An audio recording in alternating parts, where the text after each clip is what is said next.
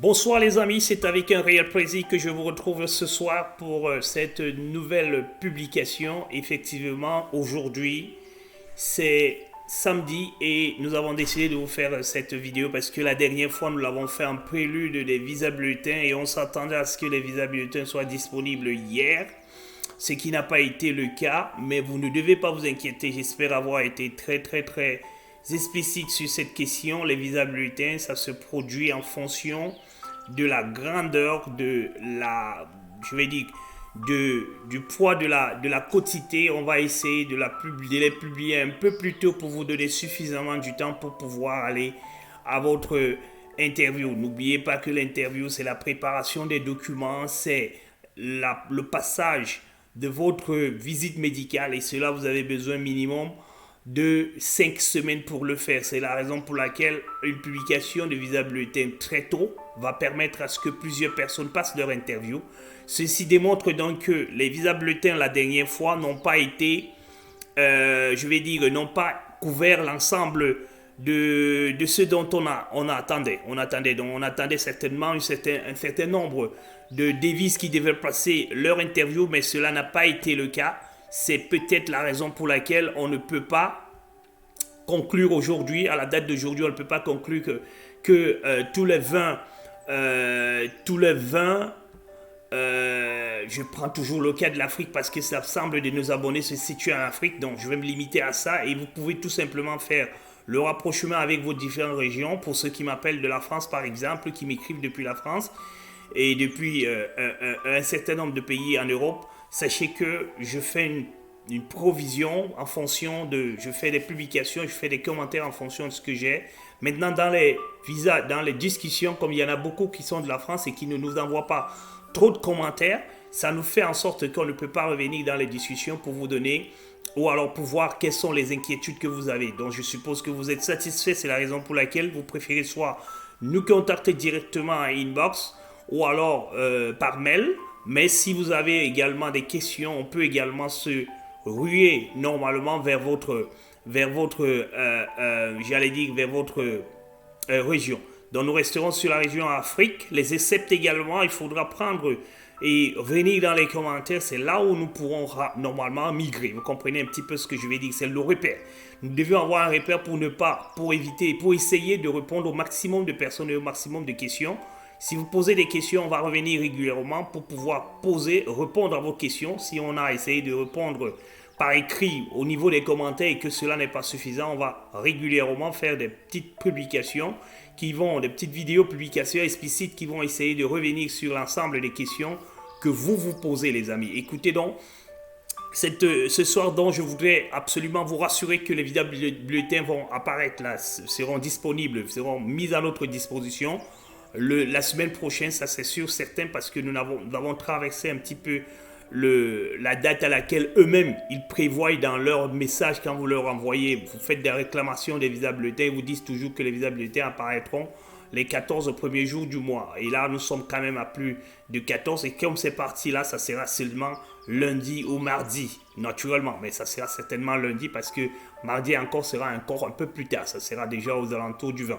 Donc les amis, ne vous inquiétez pas pour les visas bulletins. Voici un petit peu la raison pour laquelle nous avons voulu faire cette vidéo, déjà pour vous rassurer. Et je sais que tous ceux qui nous suivent ici ne se plaignent plus parce que je ne reçois même pas au niveau des commentaires ni individuellement. Oh, où sont les visas bulletins? Comme toujours. Mais là, tout le monde sait très bien que les visas bulletins seront disponibles au plus tard le 20 parce que ça sera trop tard si jamais les visas bulletins ne sont pas là à la date du 20. Parce que comme c'est 5 semaines, nous l'avons dit, nous allons prendre toutes les 4 semaines du mois de janvier et ajouter tout simplement la dernière semaine du mois de décembre. Voilà un petit peu ce que je tenais à vous donner comme explication ici également. Je voulais également très rapidement revenir parce que nous avons quelques informations sur le baccalauréat ivoirien. Voilà, parce que là aussi, c'est là les difficultés que beaucoup vont rencontrer. Comme je vous dis, la particularité au niveau de chaque ambassade. Et je vais revenir également là au niveau de la troisième du troisième arrêt de cette vidéo où nous allons parler de quelques particularités parce qu'il y a quelqu'un qui pose la question de savoir que est-ce que les visas bulletins dépendent du KCC, des secondes lettres dépendent du KCC, non des ambassades. Mais faites attention, il y a des crescendo. Donc on va revenir sur ces questions-là pour essayer de vous permettre de comprendre que oui, les KCC doivent évaluer, doivent envoyer les secondes lettres, mais c'est en fonction des capacités d'accueil des ambassades. Voilà ce que je vais revenir tout à l'heure et il y a d'autres petites questions de ce petit pan où nous allons revenir. Et à la fin, nous allons également faire un petit arrêt pour vous parler également de l'intégration. L'intégration, là, on va vous parler des priorités parce que la dernière fois, on vous a dit quelque chose concernant la capacité de voyager. On va maintenant vous donner les priorités avant le voyage. Qu'est-ce qu'il faut faire, qu'est-ce qu'il faut apprêter pour pouvoir voyager sereinement parce que c'est un voyage que vous faites définitivement de votre pays d'origine vers les États-Unis et il vous sera, beaucoup auront la peine à pouvoir retourner facilement chez eux au regard de décalage horaire, au regard du temps mis, au regard également du coût de transport. Beaucoup auront de la peine à pouvoir entrer très tôt. Qu'est-ce qu'il faut donc mettre en priorité pour pouvoir voyager? Suivez cette vidéo jusqu'à la fin parce que nous allons y revenir. Voilà ce que je voulais vous dire. Donc revenons donc très rapidement au niveau du baccalauréat. Au niveau du baccalauréat, voilà justement, baccalauréat ivoirien. Alors, la dernière fois, nous vous avons donné quelques informations concernant... malheureusement, je ne reçois pas cette notification. Oh là là là là là là là. Je ne reçois pas cette... voilà, bon, dans tous les cas, on va essayer de rentrer dans notre... voilà, on vous a dit la dernière fois que la DECO, voilà, la DECO est l'institution qui normalement donne des diplômes au niveau de la Côte d'Ivoire quand vous avez passé votre baccalauréat. Vous devez donc savoir que cette institution est une institution qui est en charge justement de l'envoi de ces documents. Et sachez que si vous avez, qu'est-ce que je voulais faire ici? C'est essayer de retrouver un mail que j'ai reçu. D'accord. Si vous êtes donc candidat à l'immigration aux États-Unis, sachez que votre candidature devrait normalement devait normalement prendre pour effet un instant. Ah ouais. Je vais vous le lire à partir de mon téléphone. Voilà, je n'arrive pas à le trouver. Bon. Voilà. Donc, sachez tout simplement que si jamais vous êtes candidat à la DV Loterie, je vais dire, si vous êtes candidat du côté de la Côte d'Ivoire et que vous avez à attendre, je vais dire, à passer votre interview, sachez que votre interview devrait normalement avoir lieu en fonction du baccalauréat. Et cela est dû à ceux qui ont des baccalauréats les plus récents. Parce que ceux qui ont les anciens baccalauréats n'auront pas ce problème. Mais ceux qui ont les baccalauréats les plus récents vont devoir passer par la validation de ce baccalauréat. Alors, quand vous allez passer votre interview et que le consul juge nécessaire, par exemple, de s'assurer de la confirmation de votre baccalauréat, tout ce que vous pouvez amener comme reçu d'inscription à l'université et toute autre chose peut ne pas passer. Tout simplement parce que la Côte d'Ivoire a eu quelques troubles à une certaine période et ces troubles-là ont affecté. Et ça sera pareil pour l'ensemble des pays qui auront des troubles au niveau pays. Quand vous avez des troubles au niveau pays, normalement, ces troubles-là peuvent impacter et peuvent faire en sorte qu'à chaque fois que vous allez vouloir valider votre diplôme ou alors valider un certain nombre de choses, ces choses-là seront peut-être remises en cause ou alors nécessiteront un peu une certaine confirmation. Voilà, donc quand vous allez donc passer votre interview et que vous avez une question ou alors que votre interview est focalisée sur votre diplôme, votre baccalauréat, sachez que vous allez passer un process administratif et vous allez recevoir quelque temps après un protocole qui va vous permettre de pouvoir vérifier votre baccalauréat auprès du gouvernement. Parce que auprès de l'ambassade, qu'est-ce que l'ambassade fait donc? L'ambassade contacte tout simplement l'ADECO qui est l'institut qui s'occupe, qui est en charge des résultats et qui vous demande, parce que l'ambassade ne peut pas faire la demande auprès de la DECO, parce que c'est un document qui vous revient, qui vous appartient. Donc ce que l'ambassade fait donc, c'est qu'elle contacte la DECO et la DECO informe à l'ambassade que nous sommes disponibles à pouvoir vérifier toutes les informations dont vous avez donc besoin. Et l'ambassade donc vous envoie un mail, un protocole qui va vous permettre d'arriver jusqu'au niveau de la demande. Et ce protocole, c'est un mail que vous avez reçu dans le cadre du traitement. Ça, c'est un de nos clients qui a reçu ceci. Dans le cadre du traitement de votre dossier de candidature à l'immigration aux États-Unis d'Amérique, les services consulaires des ambassades des États-Unis à Abidjan vous invitent à procéder à l'authentification de votre diplôme du bac auprès de la direction des examens et concours. Ça, c'est la DECO. Veuillez scrupuleusement suivre les instructions ci-dessous afin que cette étape d'authentification puisse se faire dans les meilleurs délais. Voilà, vous avez donc compris que c'est l'authentification, c'est-à-dire qu'ils sont d'accord que vous avez quelque chose, mais ils veulent que cela soit authentifié. Et si vous le faites avant l'interview, cela sera rejeté. Suivez bien. Premièrement, préparez les documents suivants. Alors, vous devez faire une lettre manuscrite de demande d'authentification de votre diplôme de baccalauréat adressé à madame la directrice de la DECO, une copie de votre carte nationale d'identité ou de votre passeport encore ou de votre carte consulaire. Consulaire, c'est quand vous êtes un étranger qui a passé l'examen en Côte d'Ivoire. La copie de l'attestation de réussite, si possible. D'accord, si vous ne l'avez pas, il n'y a pas de problème. Et puis vous payez 1000 francs par demande formulée. Le présent courriel comme pièce justificative motivant votre demande. Alors, numéro 2, soumettez tous ces documents le jeudi 15. Donc, il y a une date bien précise. Il y a une date bien précise, tout simplement parce que le protocole a déjà été entamé par l'ambassade. Le consulat a déjà entamé le processus et vous demande de le faire. Soumettez tous ces documents au plus tard. Ils vous donneront donc la date au plus tard, dans la matinée, au plus tard, dans la matinée. Donc, ils vous donnent la date et ils vous donnent également le temps. Jusqu'à 12 heures. Donc, pas au plus tard que 12 heures. Au siège de la DECO du plateau entre le musée de la civilisation et la Bibliothèque nationale. Je suppose que c'est là-bas que ça se trouve. Répondez à ce courriel. Donc, quand vous l'avez fait en 3, maintenant, vous répondez à ce courriel avec dépôt effectué à la DECO. Donc, vous répondez au mail que vous avez reçu.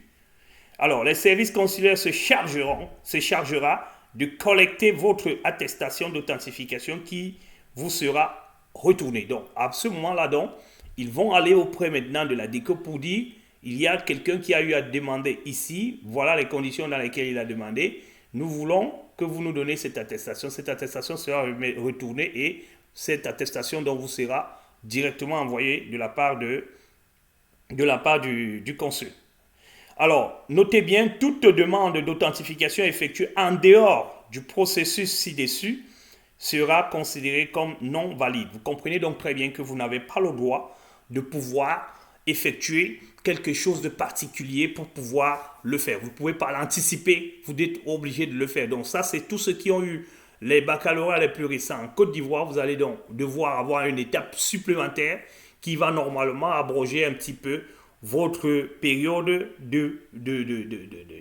d'obtention de visa. Voilà. Cela nous entraîne très rapidement dans la seconde partie de la question. Ces questions, pourquoi cette ambassade est toujours lente? Pourquoi notre ambassade est toujours lente?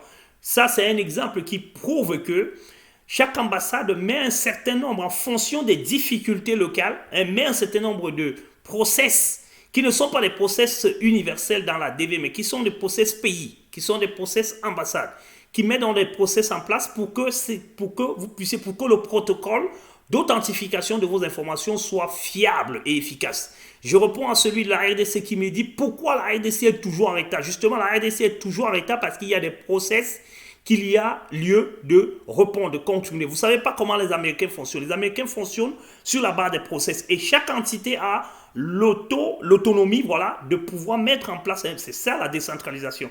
La décentralisation qui a le fédéralisme en fait. C'est ça le fédéralisme. C'est-à-dire qu'une entité est propre et a un responsable au niveau de toi qui vous laisse la charge avec vos réalités locales, de pouvoir mettre un certain nombre de process en place. Si on a donc dit qu'il faut 2 semaines pour pouvoir obtenir telle information, vous ne pouvez pas l'obtenir avant 2 semaines. C'est peut-être la raison pour laquelle la RDC prend du temps pour commencer, mais quand ils ont commencé, ça va beaucoup plus vite, d'accord? Il y a beaucoup, pour répondre à la remarque de la deuxième question que vous posiez tout à l'heure, où vous nous demandez pourquoi il y a tant de refus. Voilà, ça nous l'avons déjà répondu. Il y a tant de refus parce qu'il y a tant de magouilles également. Il y a tant de fausses déclarations. Il y a tant de fausses inscriptions au niveau de la développerie.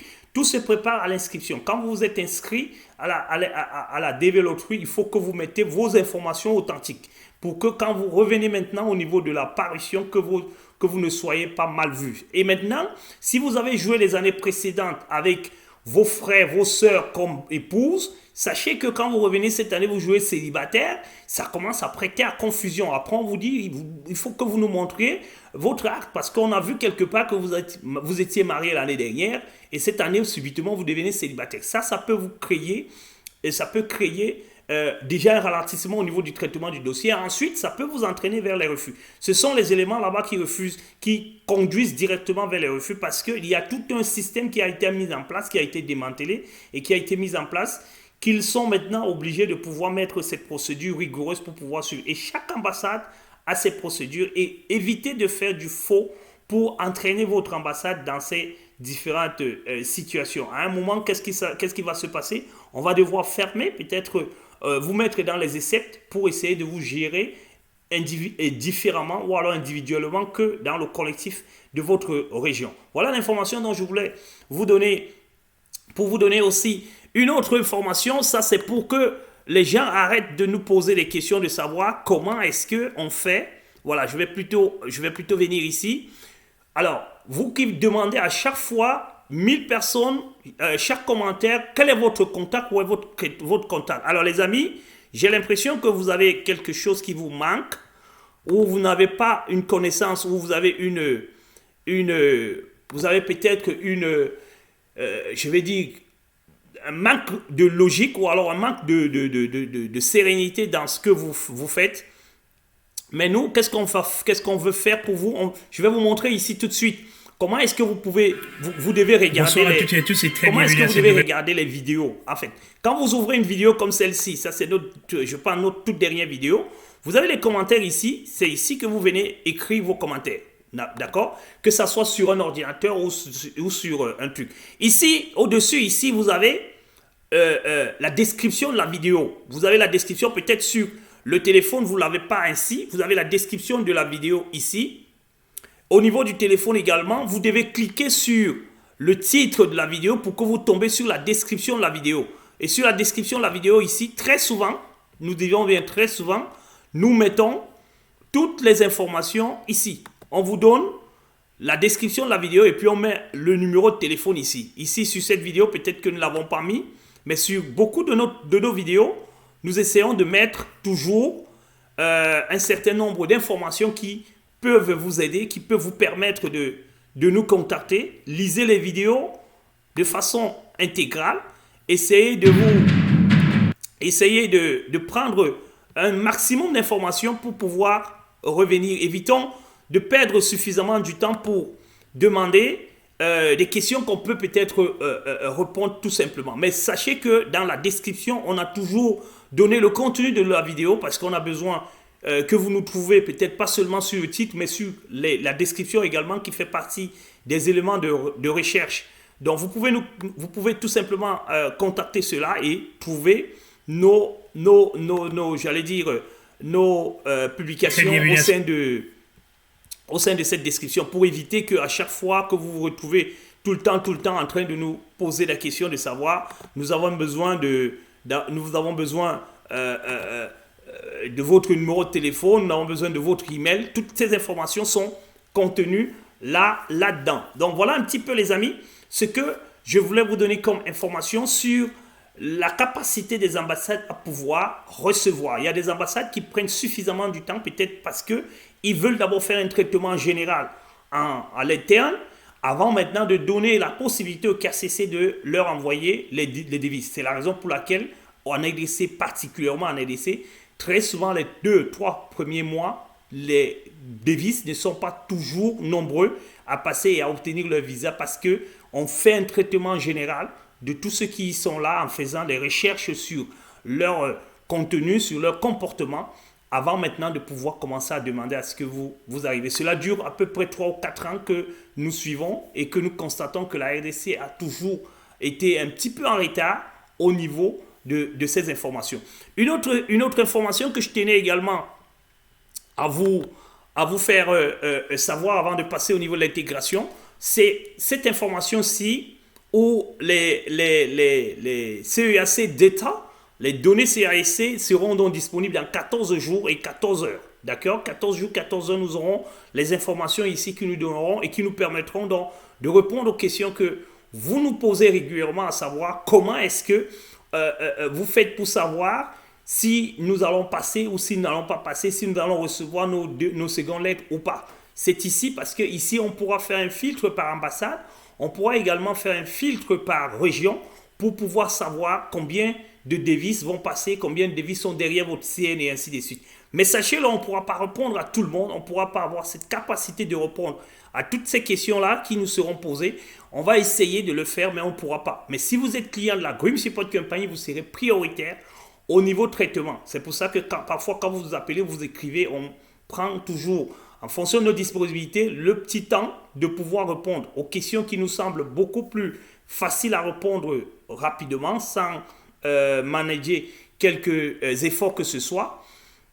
On vous répond donc, et après on passe à la seconde chose, c'est que si vous êtes client, on est obligé de prendre un rendez-vous avec vous et naturellement de faire quelques recherches et revenir vers vous pour pouvoir répondre à vos difficultés. Voilà un petit peu les informations dont je voulais vous dire, les amis. Ne vous inquiétez pas, cela sera disponible dans 14 jours et dans 14 jours, on sera capable de pouvoir faire des traitements, faire un certain nombre d'extractions et naturellement de faire des tableaux croisés dynamiques pour avoir le plus de détails possible, surtout que le premier mois, il sera nécessaire de le faire parce que les autres mois qui viendront, on va tout simplement faire un entretien ou alors on va tout simplement faire une mise à jour, voilà, pour pouvoir obtenir les additions de ce que nous avons pris la première fois. Parce que la première fois, il y aura un volume de travail à faire pour essayer de comprendre déjà à quel niveau ils se situent, pourquoi ils sont à ce niveau-là. Et ensuite, on aura à actualiser tout simplement dans chaque mois parce que c'est chaque semaine. Chaque semaine, l'année dernière, c'était chaque vendredi. On verra comment est-ce qu'ils vont faire pour faire des mises à jour ou ça sera chaque vendredi comme l'année dernière. Excusez-moi.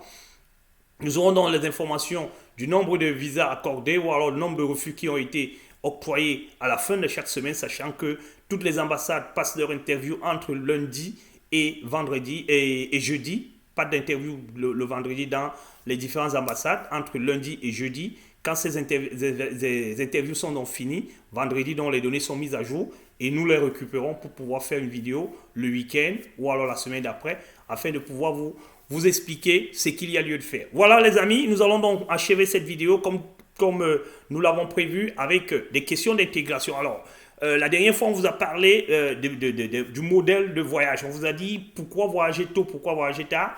On vous a expliqué que c'est individuel. C'est chacun de vous qui devrait normalement voyager de façon individuelle. Et là également, nous allons poursuivre cette analyse en vous disant également que vous pouvez voyager également individuellement, mais sachez que maintenant où nous sommes en train de pouvoir arriver à un certain niveau, ça devient un petit peu complexe. Ça va devenir un petit peu complexe. Qu'est-ce que vous deviez avoir pour pouvoir voyager vers les États-Unis, sachant que vous êtes en train de partir, vous êtes en train de venir habiter ici désormais. C'est ici que vous partirez maintenant pour les vacances ailleurs et non le contraire.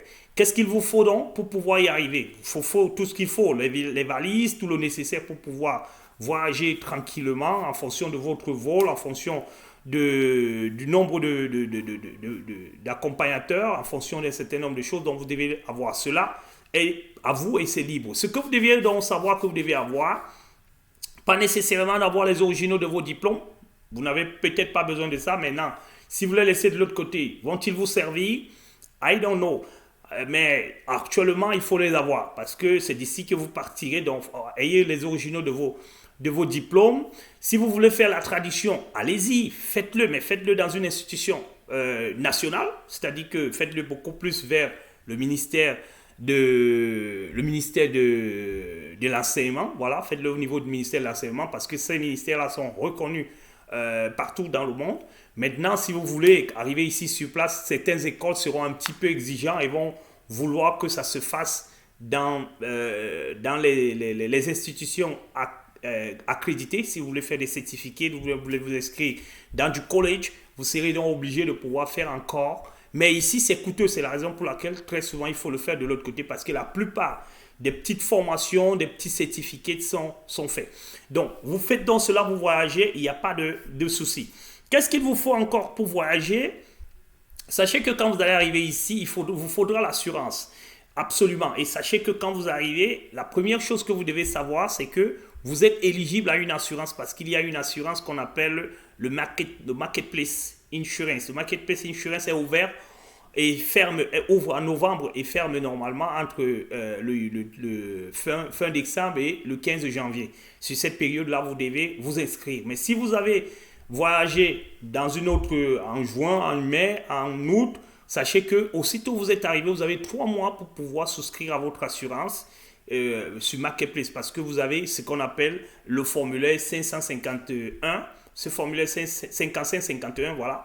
Ce formulaire dont vous donne la possibilité, parce que c'est ce formulaire qui donne la date exacte où vous avez mis le pied pour la première fois aux États-Unis, parce que vous êtes un immigrant. Vous n'êtes pas un non-immigrant. Un non-immigrant n'a pas ce document. Seuls les immigrants ont ce document. Et ce document dit que vous êtes entré en cette période et c'est ce document qui vous aidera à vous inscrire à l'université, à bénéficier des bourses que tout le monde qui est né sur le sol américain bénéficie. Comme vous n'êtes pas né et que vous êtes nouvellement arrivé, vous aurez donc besoin de ce document qui va attester que vous êtes nouvellement arrivé et vous avez droit à un certain nombre de grades, comme on appelle ici. Alors, ensuite, donc, vous devez savoir que aussitôt que vous êtes là, vous pouvez donc faire, et vous devez le faire parce qu'on ne sait jamais à quel moment on tombera malade, à quel moment l'enfant tombera malade. Il faut impérativement le faire parce que la santé, ça coûte cher aux États-Unis, extrêmement cher. Et quand vous avez une assurance, parfois, comme vous venez d'arriver, vous aurez une assurance à $0 ou alors à $5 ou à $10 en fonction de votre prétention.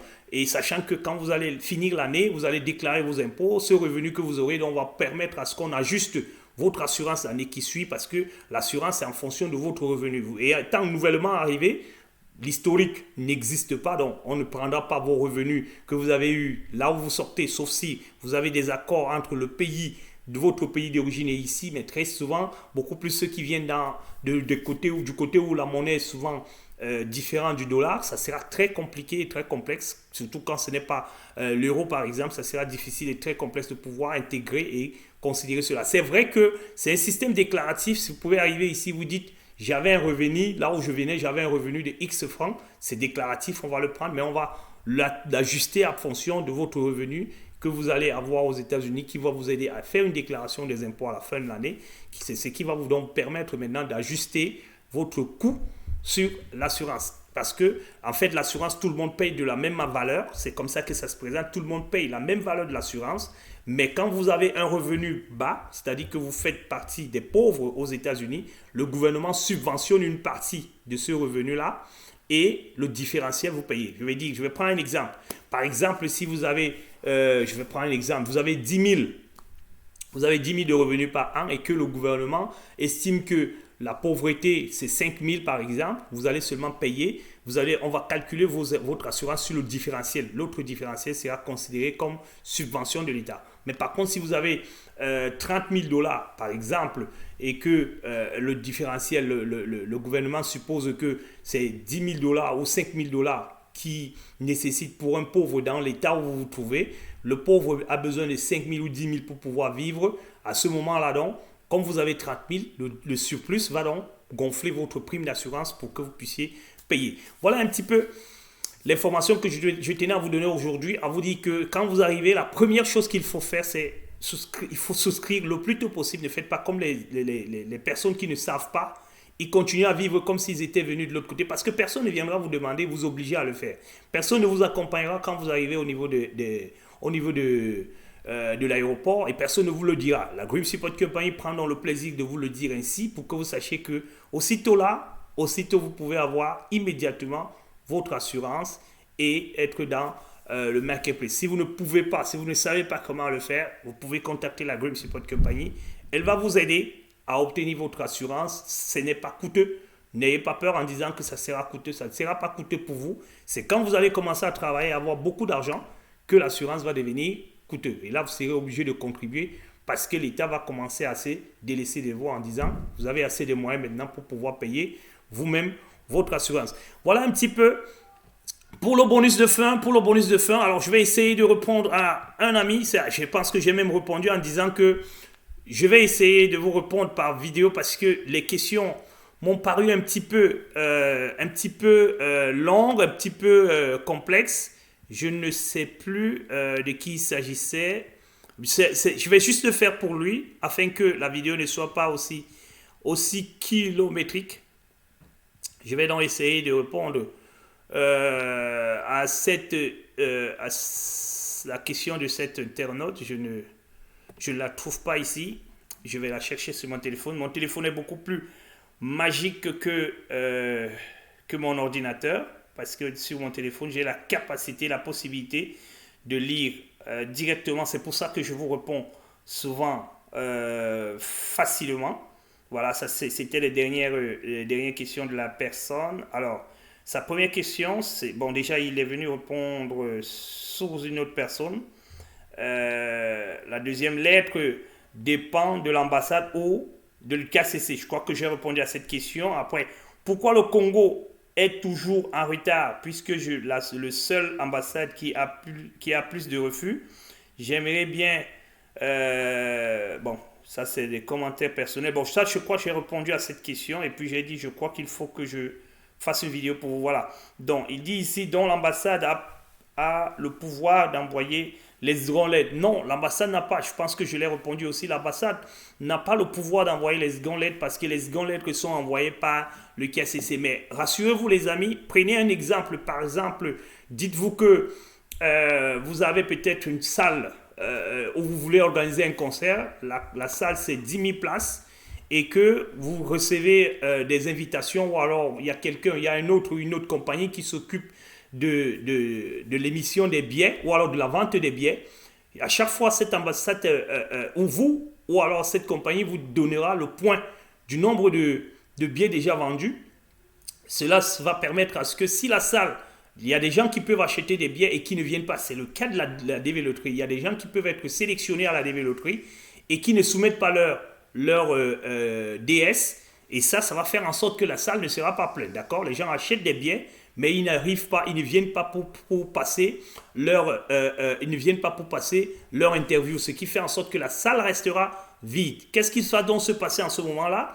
Il faudra une synchronisation entre vous et le vendeur de billets afin que vous sachiez si la salle est pleine ou si elle n'est pas pleine. Si elle est pleine, on ne continue plus à faire entrer des gens. Si elle n'est pas pleine, on peut donc continuer à faire entrer les gens malgré le fait qu'on a vendu autant de billets. C'est pour cette raison que parfois, vous entendez souvent les maîtres de cérémonie qui disent souvent que nous avons une salle de 2000 places, mais nous avons vendu 2500 billets. Vous vous dites souvent que mais qu'est-ce qui s'est passé? Il s'est passé que 500 personnes ou alors 1000 personnes ont acheté des billets, mais ne se sont pas présentées, raison pour laquelle, pour éviter que la salle soit vide, on a vendu des billets supplémentaires capables de pouvoir rembourser ceux qui viendront et qui trouveront que la salle est vide. C'est ce qui va donc se passer sur certaines ambassades comme la RDC où vous posez la question. La RDC, les ambassades ne peuvent pas émettre des lettres, c'est pas possible. Les lettres viennent directement et c'est pour ça que les lettres sont directement dans votre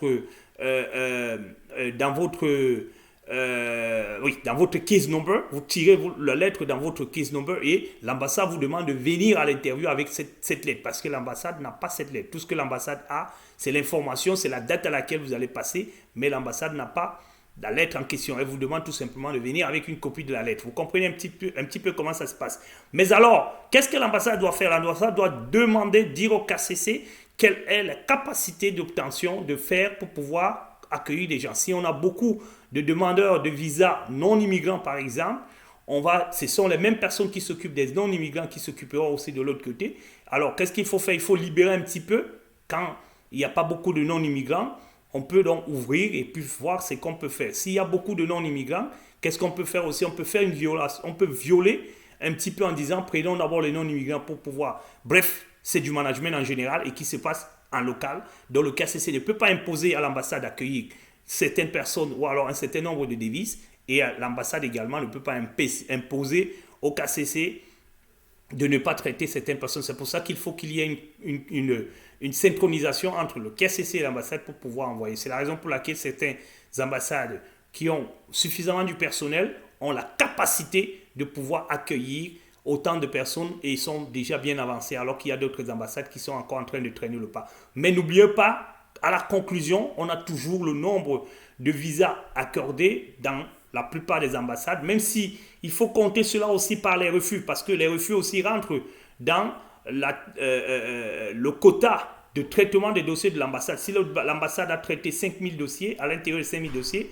peut-être qu'on a eu attribué 2000 visas et on a refusé 3000 visas. Ça aussi, ça fait partie du traitement et ça fait partie des points pour l'ambassade, des points positifs pour l'ambassade, parce que l'ambassade n'est pas là pour donner seulement des visas. Il y a aussi le refus qui font partie du travail que l'ambassade a pu effectuer. Voilà un petit peu les informations dont je tenais à vous rendre compte ce soir, en vous disant que nous allons nous retrouver certainement demain, lundi ou mardi, lorsque les visas bulletins seront disponibles. Pas d'inquiétude, les visas bulletins seront là. Ça, c'est une obligation légale. Ils sont obligés de nous envoyer les visas bulletins et ils vont les envoyer là. Et comme je vous l'ai dit, je suppose qu'ils traînent parce que le quotité ne sera pas très, très grand. Il faudra déjà apurer la quotité ancienne pour pouvoir permettre d'avancer. Mais sachez déjà que maintenant, la DV a commencé et elle va se focaliser jusqu'à mai sur le traitement complet de la DV 2023. Parce qu'après le mois de mai, il y aura encore une autre DV qui va venir. Il y a des résultats de la DV 2024 qui vont venir s'additionner sur le volume du travail. Il faudra donc qu'on commence à libérer un petit peu les voies pour que quand la DV 2024 va arriver et que les données sont déjà capables, les devis sont déjà capables d'introduire leurs données, il faudra également qu'on soit capable de pouvoir suivre parce qu'en octobre, il n'y aura pas de frein. On va finir le train d'examen et entamer directement le 1er octobre. Bonsoir, bon week-end à vous et à très bientôt.